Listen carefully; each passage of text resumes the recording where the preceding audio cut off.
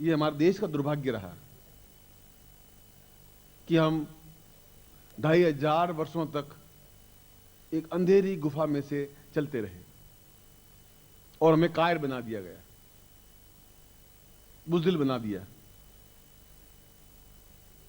बुज़दिल भले, मैं आलोचना नहीं कर रहा हूं, इतिहास की बात बता रहा हूं कि जब बुद्ध ने कहा अहिंसा परमो धर्म,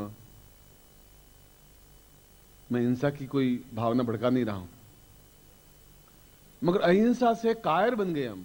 हमारी ताकत थी, जो क्षमता थी, जो ओज था, वो हम बिल्कुल छोड़ गए। बुद्धम शरणम गच्छामि, धम्मम शरणम गच्छामि, संघम शरणम गच्छामि, और भिक्षुक बन गए और जंगल में घूमते रहे। जो ज्ञान था वो लुप्त होता गया। और उसके बाद में एक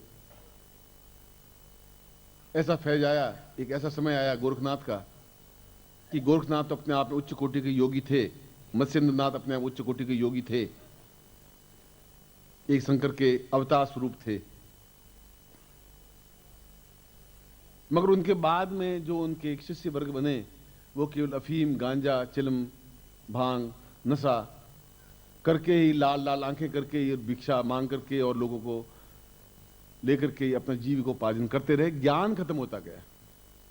ये एक अंधकार का टाइम था। कि राजपूत काल आया तो उसमें राजाओं के जैसी राजा थे वैसी प्रजा होती गई और ब्राह्मणों का दमन होता गया, विद्वानों का दमन होता गया। जो राजा की चापलूसी, चाटुकारिता करने लगे वो महान बन गए, मंत्री बन गए। वैसा क्षण आ गया। उसके बाद अंग्रेजों का क्षण आ गया, जिन्होंने कहा कि आपकी सभ्यता बेकार है, आपकी संस्कृति बेकार है, आपका ज्ञान बेकार है, आपके वेद बेकार है, आपके पुराण बेकार हैं, और हम क्योंकि हम संगम शरणम गच्छामि, धम्मम शरणम गच्छामि में आ गए थे, इसलिए जैसी भगवान की मर्जी। और ये हमारे घर में घर घर गई। दुखी हैं तो भगवान की मर्जी, बच्चे हो रहे हैं तो भगवान की मर्जी, बच्चे नहीं हो रहे हैं तो भगवान की मर्जी, हमारे घर में आटा नहीं है तो भगवान की मर्जी। अब भगवान आपको कब कहा कि तुम्हारे घर में आटा नहीं है, तुम भगवान की मर्जी? पर हमने बिल्कुल एक उस दासता को ओढ़ते रहे, गुलामी को ओढ़ते रहे, जिसकी वजह से अंग्रेज आपके ऊपर हावी हो गए। इतिहास का फेज था, आया, और हम तन करके खड़े नहीं हो पाए क्योंकि हमारे अंदर आत्मबल नहीं था, चेतना नहीं थी, कोई चेतना पैदा करने वाला था नहीं। तब तुलसी ने एक कल्पना की राम की। राम तो इतिहास पुरुष थे, तब उसमें रामायण लिखी, रामचरितमानस लिखा उसने, तुलसी ने। एक व्यक्ति को एक हौसला दिया कि तुम चिंता मत करो, ये अकबर का काल है या मतलब मुगलों का काल है, मुसलमानों का काल है, मगर तुम्हारे पास राम जैसा व्यक्तित्व है, वो जरूर तुम्हारा दुख दूर करेगा। ऐसे गुलामी का जीवन मत जियो। उन्होंने एक चेतना दी, एक रामचरितमानस दिया, और घर घर में रामचरितमानस फैला। इसलिए रामचरितमानस को लिखना पड़ा। और उसके बाद में हम 1947 के बाद में जिस प्रकार से जीवन जी रहे हैं, मगर ऐसा जीवन, और ये सारा जीवन का मैंने इस उल्लेख इसलिए किया कि ये जीवन एक पूरा हमारी 5-7 पीढ़ियों तक का जो ये जीवन था, एक अंधेरी सुरंग का जीवन था, जब हमने ज्ञान और चेतना, विद्वानों का सम्मान करना भूल गए। भिक्षुकों, चाटुकारों था और अच्छे कपड़े, तौन फैलाए हुए व्यक्तियों का सम्मान करना शुरू कर दिया, तब ज्ञान लुप्त हो गया। जो कुछ हुआ उसकी चर्चा करना में तो आपको एक संक्षिप्त रूपरेखा समझाई। इसलिए शंकराचार्य जब गोविंद पादाचार्य के पास गए, अपने गुरु के पास गए,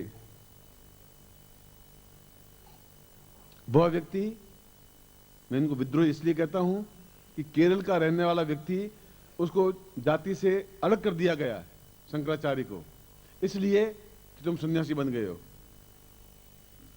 और जब उसकी मां मरी तब केवल 11 वर्ष का था, और उसने मां को वचन दिया था कि तुम्हारी मृत्यु के समय में जरूर हाजिर होऊंगा, उपस्थित होऊंगा, तो मुझे सन्यास लेने दो। और वह 150 किलोमीटर चल करके आया, और कोई जाति के व्यक्तियों ने कंधा देने के लिए मना कर दिया, तुम राजजाति से बाहर हो, हम तुम्हारी मां को कंधा नहीं देंगे। और वो 11 साल का बालक उस मां को, अपने मृत लाश को अपने कंधे पर डाल करके शमशान में जाकर के अपने हाथों से जलाया। ऐसा विद्रोही व्यक्तित्व था वो। ऐसे व्यक्तित्व को भी हमने एक 32 साल की उम्र में मार दिया गया, कांच घोट के पिला कर मार दिया गया। और शंकराचार्य ने कहा कि शिष्य शब्द एक घृणा का शब्द है। ये अंतिम शब्द उस शंकराचार्य के हैं। शिष्य कोई टाइम शब्द था जिसमें पाद पद्म को मैंने इतना उच्च कोटि का ज्ञान दिया, उसने कांच घोट के मुझे पिला दिया, समाप्त कर दिया मुझे। शिष्य एक घृणा का शब्द बन गया। शिष्य मीन्स धोखा देने वाला, शिष्य माने विश्वासघात करने वाला। और मैं शंकराचार्य के उस कलंक को धोना चाहता हूं आपके द्वारा कि शिष्य अपने आप में सार्थकता है।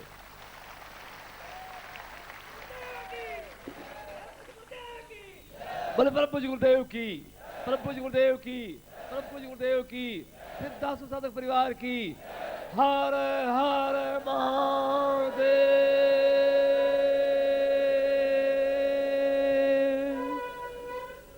और अगर शंकराचार्य ने कहा होगा तो बहुत दुखी मन से कहा होगा। और देखिए कि हम कितने घटिया व्यक्ति थे, इतने बड़े महापुरुष को समाप्त कर दिया स्वार्थ के लिए। और आज तक व्यक्ति शंकर भाष्य को समझ नहीं पाया, पढ़ना तो बहुत दूर, समझ नहीं पाया। और अगले आने वाले 100 वर्षों में भी लोग समझ नहीं पाएंगे। इतना गूढ़, इतना महत्वपूर्ण वह ग्रंथ है। एक ही ग्रंथ लिखा, एक व्यक्ति ने, बुद्ध यहां पैदा हुए भारतवर्ष में, बिहार में, और सारे राजा बौद्ध बने। और जब राजा बने तो पूरी प्रजा बौद्ध बन गई। और सब जगह एक ही नारा, बुद्धम शरणम गच्छामि। एक अकेले व्यक्ति ने बौद्ध धर्म को यहां से खदेड़ दिया हिंदुस्तान से। चीन में फैला, जापान में फैला, हिंदुस्तान में नहीं फैलने दिया उस व्यक्ति ने। इतना महान तेजस्वी व्यक्तित्व था, अकेले व्यक्ति ने सब कुछ करके दिखा दिया। और मेरे सामने तो इतने लोग हैं। जब वो अकेला व्यक्ति इतना पूरे भारतवर्ष में घूम करके इतना कुछ कर सकता है, तो आप में कोई न्यूनता नहीं है, कोई कमी नहीं है। वापिस अंधकार नहीं आ जाए, मेरा शरीर रहे नहीं रहे, मैं इस बात का कोई गर्व घमंड नहीं कर रहा हूं। इच्छा तो जरूर है कि कुछ ज्ञान कागजों पे उतारूं। और ये बात भी डेफिनेटली है कि अभी कई वर्षों तक मरूंगा नहीं, मौत तो मेरे पास आएगी नहीं, मैं आपके बीच में रहूंगा ही।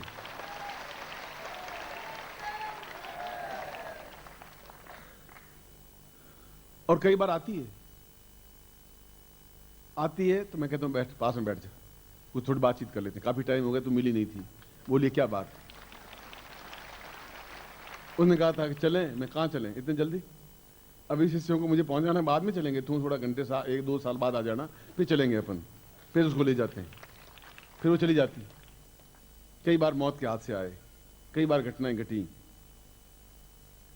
और जीवन में कभी समझौता नहीं किया, जीवन से भी, परिवार से भी, अपने आप से भी। रहा तलवार की धार पर रहा। और जो तलवार की धार पर रहेगा उसको बहुत ज्यादा चाकू खाने पड़ेंगे, उसको लहूलुहान होना पड़ेगा, उसको गालियां, अपमान झेलना पड़ेगा। और झेला है। और मेरे राजस्थान में कहावत है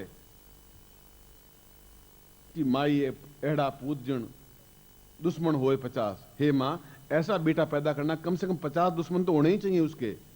ऐसा कायर बुजदिल पैदा मत करना, ताकतवान पैदा करना। और मेरे दुश्मन तो 5 लाख।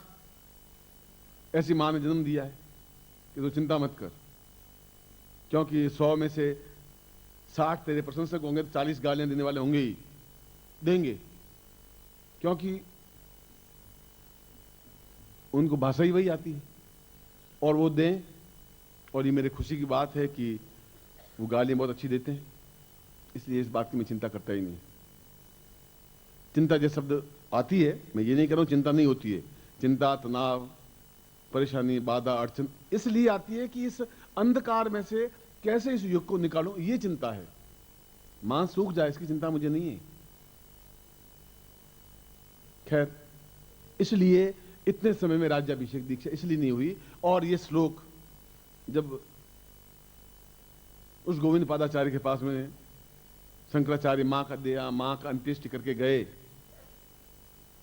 और गुरु ने एक ही बात कही कि तुम्हें एक काम करना है कि हमारा सनातन धर्म हमारा हिंदुत्व, मैं बौद्ध धर्म की कोई आलोचना नहीं कर रहा हूं, न मैं मुसलमानों की आलोचना सब नहीं कर रहा हूं। मैं तो इतिहास को आपके सामने रख रहा हूं। बौद्ध को हमने अवतार माना है, बुद्ध अवतार, जैसे हम 24 अवतारों में से बुद्ध अवतार हैं। मगर यदि कोई मुझे ये कहेगा कि आप थप्पड़ खा के चुप रहिए, तो मैं गांधी जी की बात को, इस बात को स्वीकार नहीं करूंगा कि गांधी ने कहा थप्पड़ मारिए, दूसरा कहा सामने कर लीजिए, एक थप्पड़ मारेगा मैं 6 थप्पड़ मारूंगा। मैं गांधी जी की बात नहीं मानूंगा। और गांधी की सारी बातें मानूंगा, इस बात को मैं नहीं मानूंगा कि तुम्हारे एक थप्पड़ पड़े तो दूसरा गाल भी सामने कर लीजिए। मैंने एक गाल थप्पड़ मारे, मैं पता है, मैं बताऊं कि मैं क्या हूं। 8 थप्पड़ ऐसे मारूंगा कि चलेगा सीधा, मुंह पीछे पीछे रहेगा। इतनी हिम्मत रखता हूं मैं।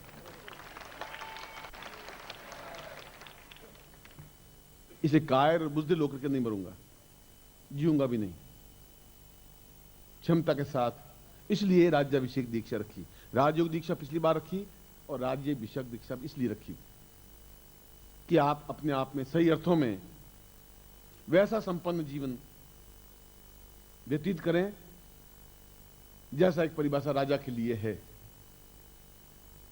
और राजा का तात्पर्य है वह सर्वोपरि होता है, उसको राजा कहते हैं। अब तो राजा रहे नहीं। 47 के बाद में इंदिरा जी ने सब राजाओं को बिल्कुल पेंशन देकर के एक धागे में बांध करके लटका दिया।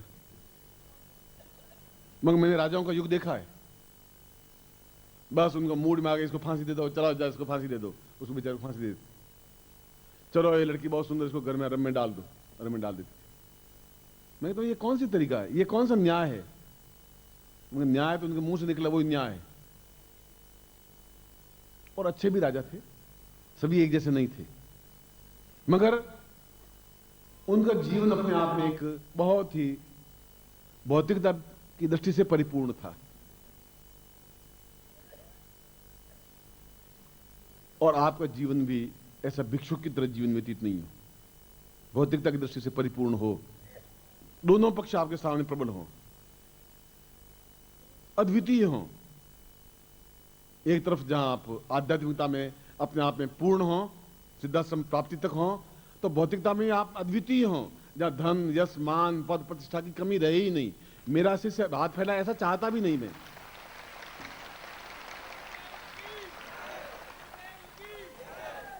जब मैं भिक्षुक नहीं हूं तो मैं आपको भिक्षुक कैसे बनाऊंगा? मैं आपको कैसे कहूंगा कि तुम किसी के सामने हाथ फैलाओ, कर्जे के लिए हाथ फैलाओ, अभाव से दुखी हो, अपने लड़के के लिए फीस जुटा नहीं सको? क्यों नहीं है तुम्हारे पास सुंदर मकान हो, क्यों नहीं तुम्हारे पास वाहन हो? मैं तुम्हें ऐसी सलाह नहीं दे सकता कि तुम एकदम से बस दीनता ही बहुत बड़ी बात है, झोंपड़ी में रहने बहुत बड़ी है। मैं कहता हूं उत्तम से उत्तम महल हो, जैसा कोई महल किसी के पास नहीं, ऐसा महल तुम्हारे पास हो।